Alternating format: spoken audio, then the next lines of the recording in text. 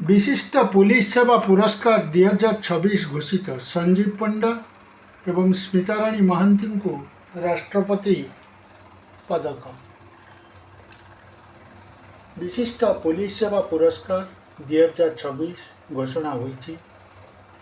ओडिशार 17 जन पुलिस अधिकारी एवं कर्मचारी यही सम्मान पाइबे।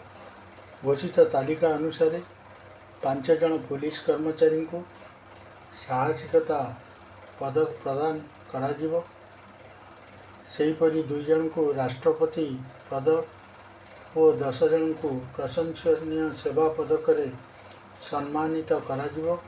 यही सम्मान तालिका रे रही ओडिशा पुलिस 2 जन वरिष्ठ अधिकारी ना जड़े हेले निकट में डीजी पाया को पदोन्नति पाइथिबा संजीव पंडा और डीएसपी स्मिताराणी महांती को मध्य राष्ट्रपति पदक पाई चयन करा जायछि।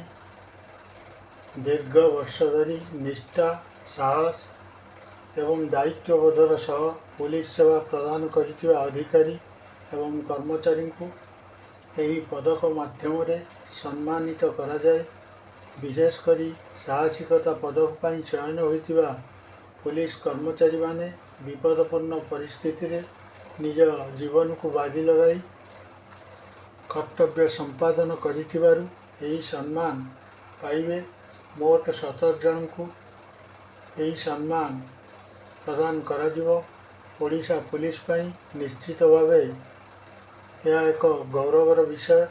राज्यर सुरक्षा एवं आईन श्रृंखला रक्षा रे निष्ठापर सेवा पाई यही अधिकारी और कर्मचारी को जातीय स्तर में मिली सम्मान व स्वीकृति।